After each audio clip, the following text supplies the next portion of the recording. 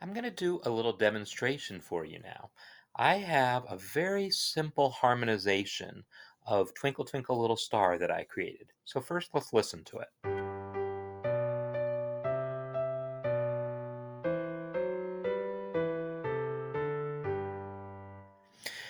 I created this based on some things that I know about harmony, and I want to then create my arrangement of this for four voices.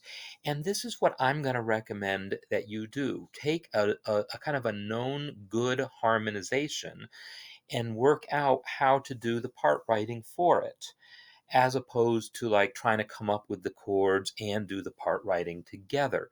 Um, I think you'll get results that you like if you start with something that is known to be good. So take a song that already you like the chords for, and that you like the bass line, the inversions that are being used, and fill things in. And so that's what I've done here. I've created one that I know that I'm going to like, and I'm just going to go fill in the inner voices. And as I do that, I'll talk about the voicing concerns and the voice leading concerns, the part writing concerns that we've been talking about here.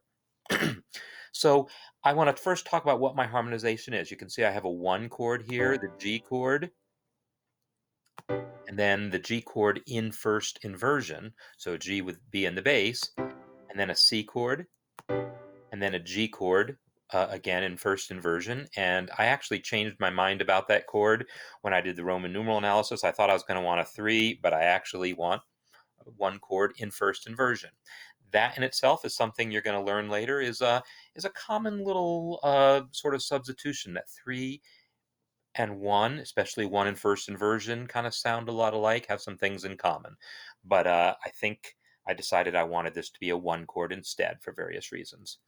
And now I'm going to come to a 4 chord, C in first inversion, so E in the bass, and then the 5 dominant 7th chord with F sharp in the bass, and then my G chord, my 1 chord, and then a 6th chord, E minor.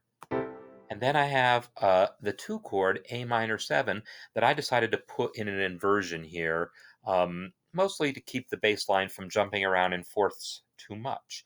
In this chord progression, which is a fairly common one, it's all based on the circle of fifths, which you're going to see is super, super common. And when that happens, the bass line tends to jump around in fourths a lot. So I'm using an inversion here to kind of smooth that out. So that this, instead of having to go from E all the way down to A, D, G.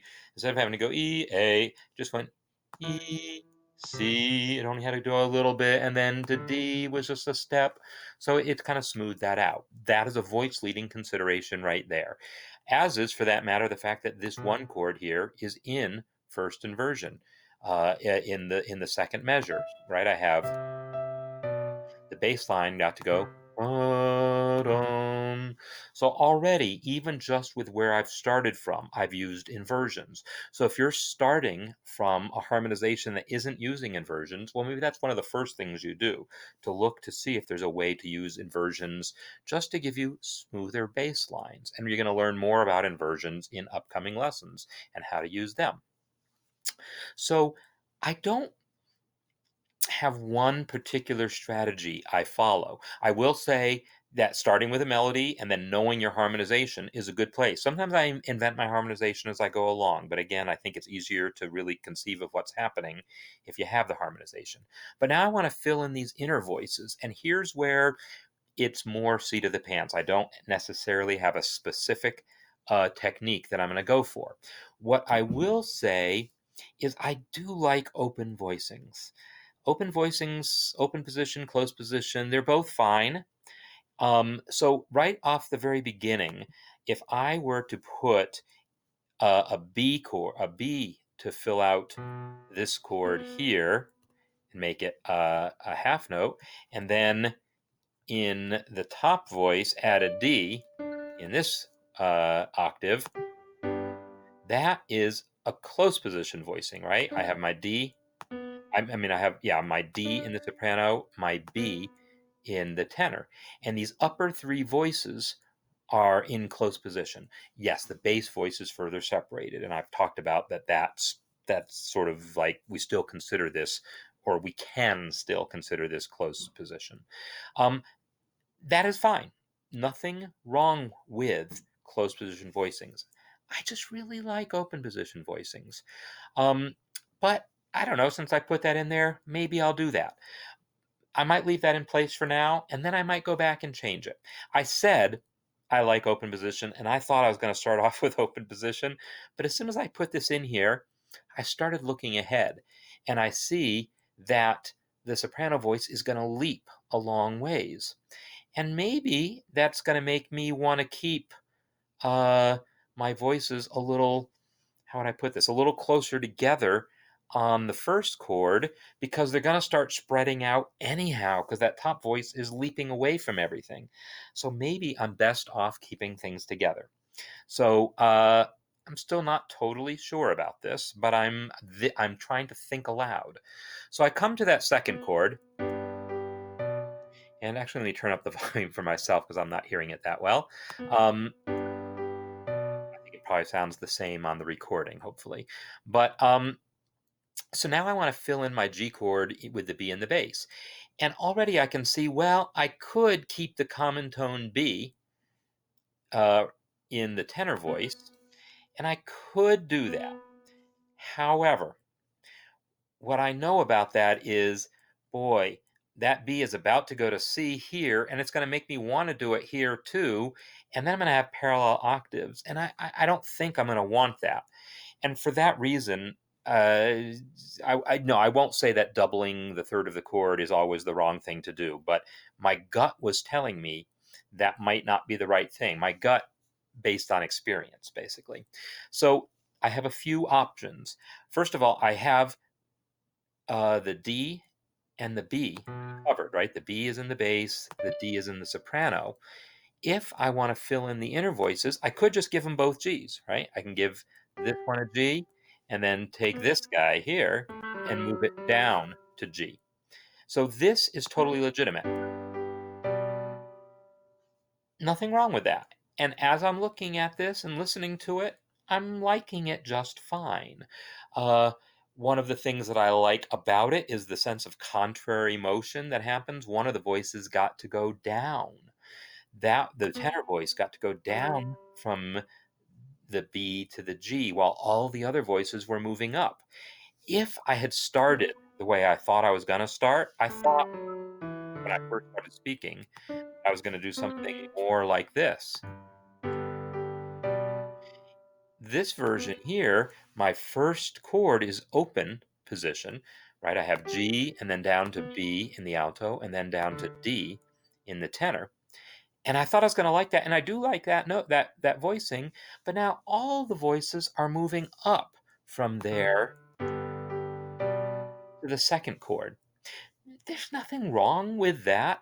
I mean, I could ask myself, oh, does that give me parallel fifths or parallel octaves or one of these things, hidden fifths, hidden octaves, any of these things?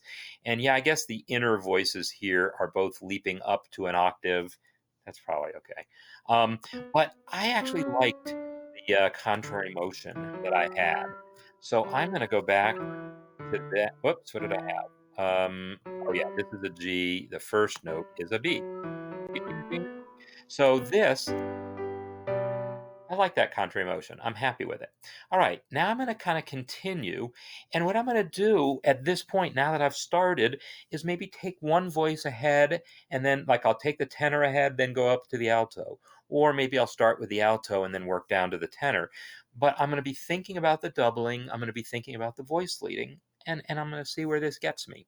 So when I come to the second measure here, I'm looking at where I just came from, the G, and now I can ask myself, well, could I just keep that G as a common tone? Because I can, right? It is common between these two chords.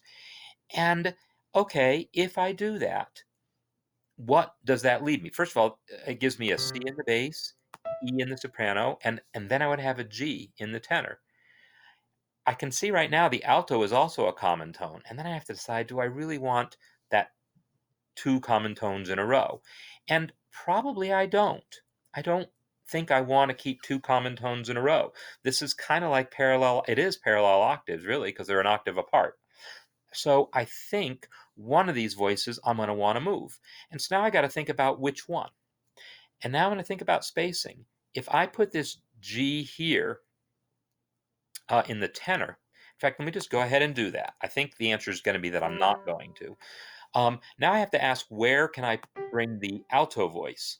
So if I take the alto voice into this next measure and I don't want to give it a G, well, that either means I go up to a C, and if I do that, I have this huge space between my alto voice on that C and the tenor voice on that G, right? I have C there, G in the tenor, C in the alto. That's too big of a leap. So instead of that, maybe I take it down to an E. And that's okay. I think that would be legitimate. I have an octave now between the soprano and the alto, and that's probably okay. But uh, there's something in me that's not wanting that, I think. I think what I'm wanting, this is a really open voicing here now. E to E to G.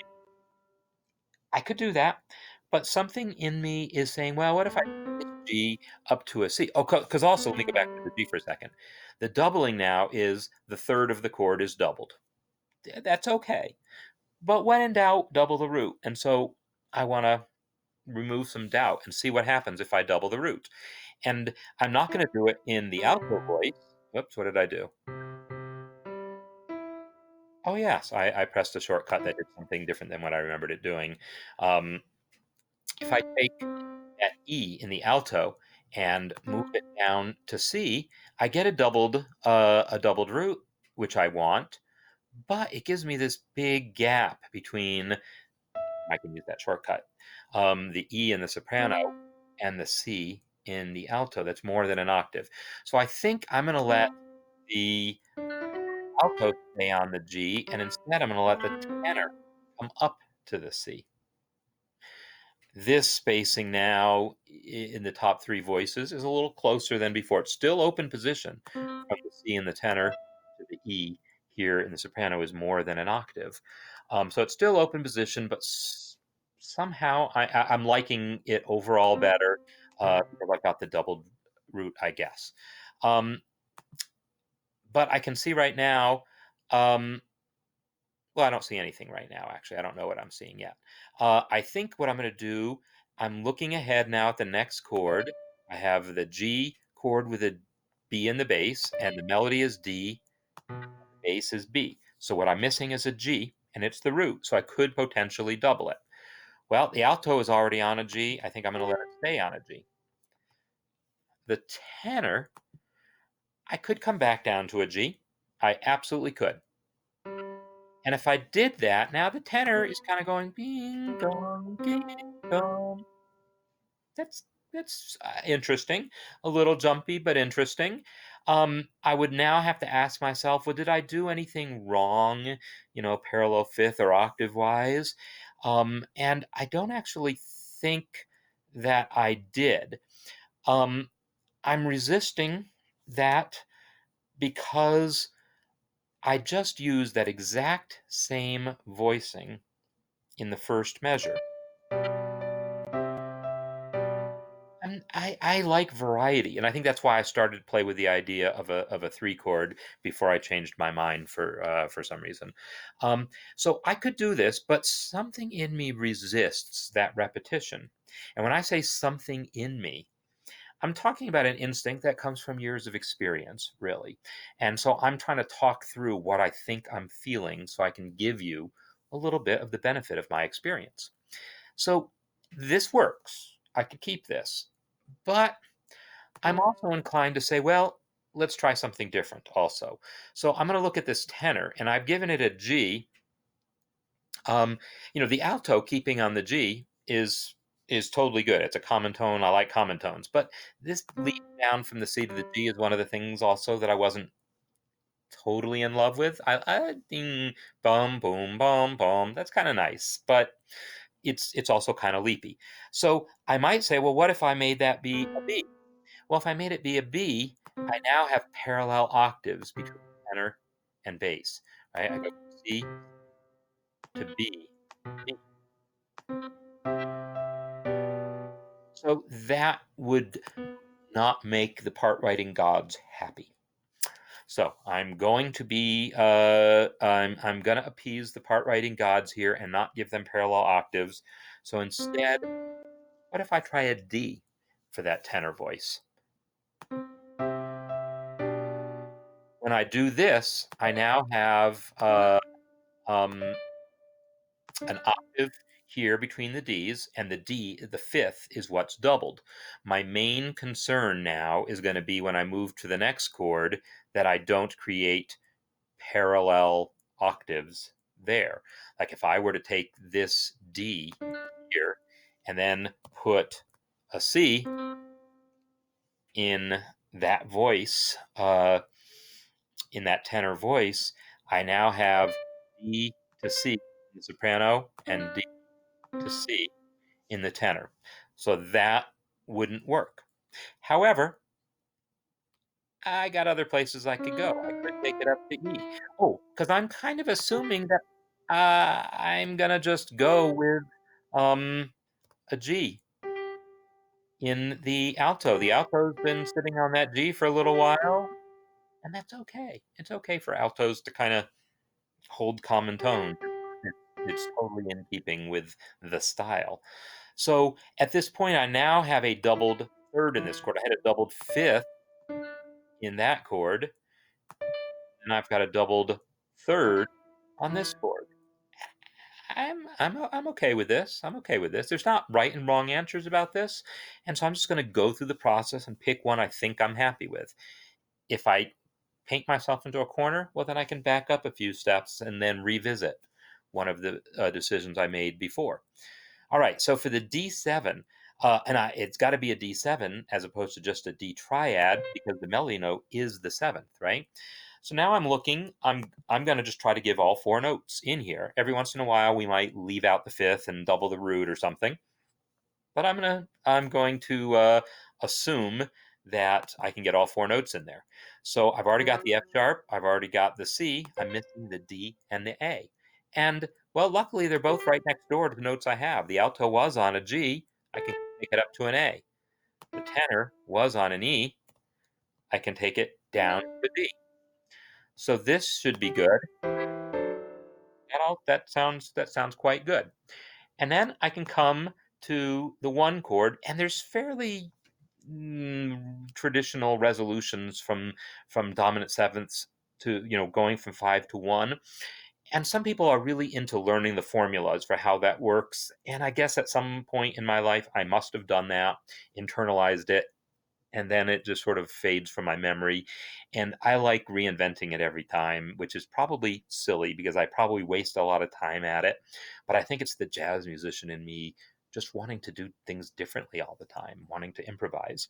So, yes, there's probably a well-known formula for how to resolve this, but I don't work in formulas. So I'm just going to go with what I can make work here. And again, I'm going to look at common tones and stepwise resolution when I can do it. I had a D in the tenor for the D7. Why not keep that D in the tenor for the G chord? And now I have all three notes represented, G in the bass, B in the piano, D in the tenor. So my alto could have any note I want, but why not double the root? Because when in doubt, double the root, and it gives me nice stepwise motion from the A on the previous note to the G here. Now I have to hope at this point that I haven't created any parallel fifths and parallel octaves. I've you've noticed I have been a little bit vigilant about it, but I haven't been crazy about it. Realistically, I should make a pass through and look for this now because if I end up discovering them later, I might have to like rewrite large parts of it to solve that, or I might decide to live with it. If I've gone this long without realizing it, I might be okay. But I'm saying that as a musician, not as a person trying to pass a theory test, right? When you're trying to pass a theory test, by gosh, you're going to avoid those parallel fifths and octaves. So I'm just looking for fifths. And the thing is, these root position chords make it really easy. I'm looking for basically the fifth above the root. That's what I'm expecting. And I'm looking for the doubled tones. That's my kind of quick guide to finding things. So I'm looking for where is my fifth above the root. And in the first chord, it's that bass to the alto, and it's not parallel fifths there. I could go through that process with you. Um, it's just not that interesting to me, but I'm gonna do it. Um, the octave was between the root and the root here, and then again they didn't move in parallel, so I'm fine. On the next chord, the doubling was also the root, and it was between the inner voices G to G, and that's the octave. Also, yeah, that's the doubled octave. That's the doubled root forming an octave, and then it comes to a fifth, so that's fine. And then here was my perfect fifth between the G and the D, and in the next voice it was G to E, so no parallel fifths.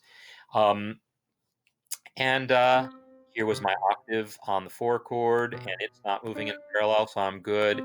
Here's the fifth on the four chord, and it's moving to a fourth here. I'm looking for the intervals of an octave or a fifth, and I know where they're going to happen. It's going to happen between the root. It's going to happen between the root and the fifth of a triad, and it's going to happen between. That's going to be where your fifths are, and then it's going to happen between any whatever note are doubled will be your octaves. So that's all I'm looking for.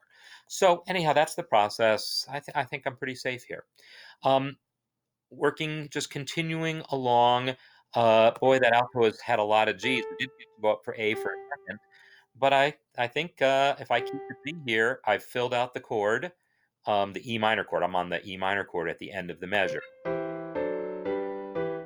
So I'm on that E minor chord. I just gave the alto a G. So now I feel like I could take the tenor up to an E because I need to double the root. Well, I don't need to double the root. I need to double something because I've got all three notes covered at this point, right? I've got the E in the bass, I've got the G in the alto, and the B in the soprano. So my tenor might as well double the root there. And I guess maybe I'll continue thinking about uh, the tenor. So I was thinking about an A minor triad for this chord, but just for the first chord of the last measure. But then I decided I wanted it a seventh, and I hope I can make it work voice leading wise. If I can't, I'll go back to a triad. But I think I can. And again, I'm looking at this alto, and boy, that G has been working really well for me so far. That G is the seventh. So I'm going to go ahead and give the alto the G on that A minor seventh, and then I know, so I say I don't memorize formulas, but I know the seventh of that chord is going to move to the third of the D chord. I've got, uh, so that G to F sharp, the seventh of the A minor, seventh of the two chord, to the third of the five chord. That formula is so ingrained from me from years and years of improvising over 2-5-1 chord progressions. I know those sevenths and thirds line up that way. So I know I can fill that way in. And then I also know that that leading tone can either go back up to the tonic or it can come down to the fifth. And as far as formulas go, I can tell you right now that, well, you can see uh, that if I let that leading tone go up to the tonic, as leading tones like to do, because the melody is also coming down to the tonic, and then my bass note is jumping down to the tonic, I'm going to have three roots on that chord. Well, that's actually quite okay. This is very common when we have a 5-7 chord resolving to 1, that all those things that I just said are going to happen. The root is going to want to come down to that tonic. The leading tone is going to want to go to the tonic, and that second scale degree 2, is likely to come down to the tonic. Now it might go up to 3, and then you might have another choice in there. But this situation is going to happen pretty often. Um, so the other alternative is to do what we call frustrate the leading tone. The leading tone likes to go to the tonic, but it doesn't have to. We could let it come down to the fifth. It's good for leading tones to resolve at least some of the time. One of the things I like to say is it's okay to frustrate the leading tone sometimes, but you don't have to crush its dreams. I don't know. I like that saying. I made it up, but the idea is let that leading tone get to the tonic At least sometimes. You don't have to do it every time. But let it have a tonic every once in a while. But I might be okay with this. I haven't filled in my tenor voice yet, so I don't know which alto voice I'm going to like better. So if I do start to fill in my tenor, at the beginning of the measure, I have A minor 7, and again, I have A in the soprano, B in the alto, and then C in the bass. Um, what I'm missing is the tenor voice, and the note I'm missing is E, which happens to be a common tone. Can't go wrong with a common tone. So I'm going to enter B and E. And then I come to this D7 chord where I now have already the A in the soprano, the F sharp in the alto, and the D in the bass. What I'm missing is the seventh. So I guess I fill that in using the tenor, is C. And then that C is the seventh of that 5/7 chord. And like I said, sevenths really like to go to thirds. When you have that circle of fifths resolution, 5-1 kind of resolution, that seventh is going to love going to the third. So if I let this happen at the end, if I let that F sharp come down to D, not go to the leading tone, then I'm going to get a nice doubling here of every note present, right? G, E, I'm singing in the octave I can sing it in here. Um, so I have the doubled root, G in the bass, G in the soprano, and I have B in the tenor, D in the alto. So it gives me a nicely rounded out last chord at the expense of not resolving that leading tone. Let's hear this last measure. Now I'm going to change that D to a G, and let's hear that last measure again. You probably can't really hear the difference that strongly, but I'm going to go ahead and post this and let you check it out for yourselves, and you can play with it yourself and see which one you like better. I'm completely undecided, to be honest. I don't really have a preference. All right, I'm just about done here, but I'm going to go back to the beginning and listen to this.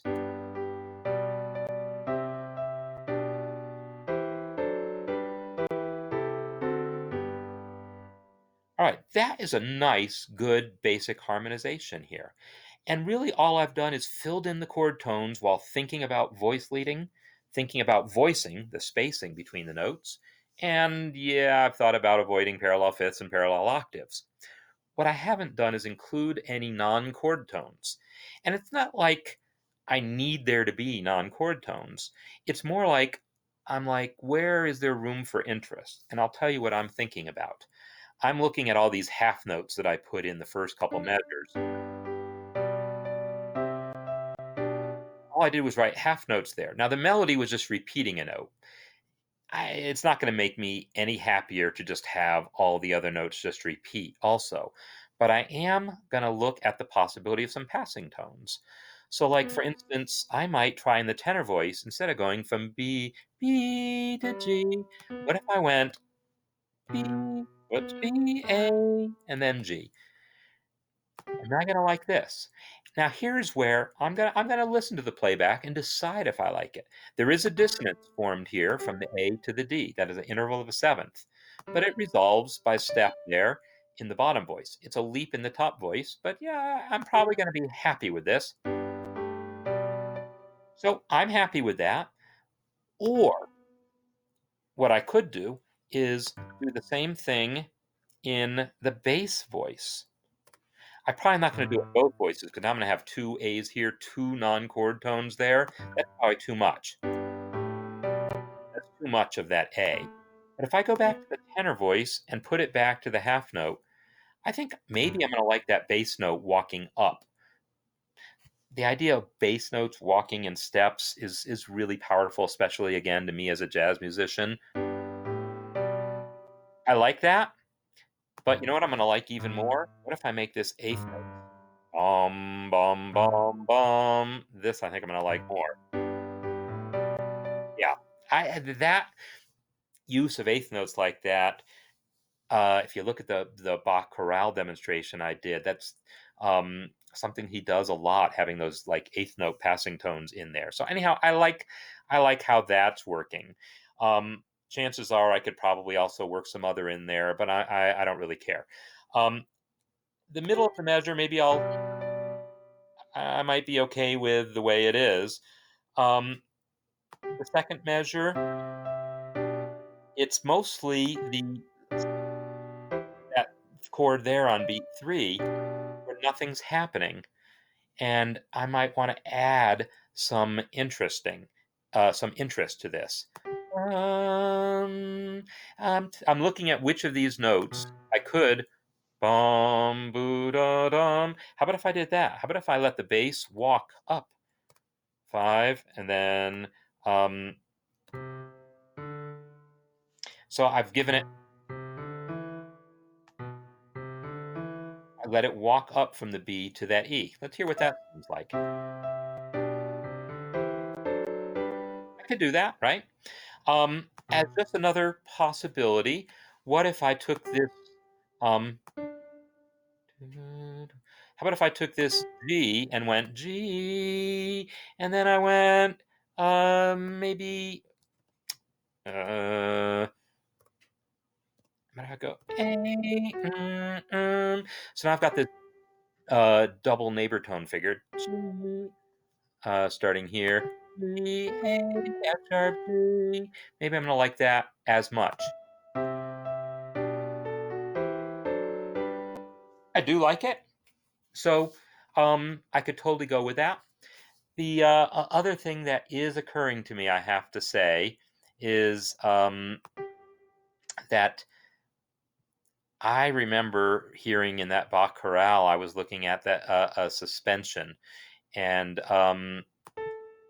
I kind of hear the possibility of the A in this D7 chord being held over and becoming an A on the G chord.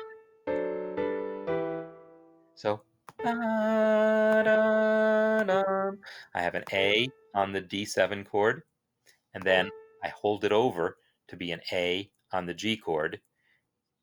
And it's no longer a chord tone, right? It's like that suspension thing, that Wile E. Coyote thing I've talked about. The A is in the D7 chord. The chord changes out from under it. That A is now suspended above the chord, and then it resolves down to the G. So I kind of like that sound, and I haven't had any suspensions in here.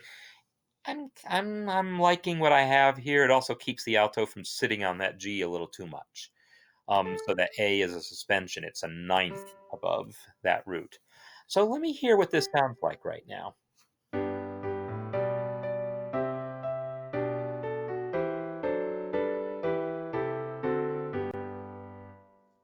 That works. I could keep going and do a lot more with it, but at this point, it's more fine tuning of the details, looking for opportunity to add interest, and realistically, how much is it worth to have a four-part chorale version of Twinkle Twinkle Little Star? Maybe my efforts squeezing more interest out of music is better spent on a different piece in a different setting. But I wanted you to look at the process. So anyhow, I hope you found this to be an interesting demonstration of how I might go about creating a four-part arrangement.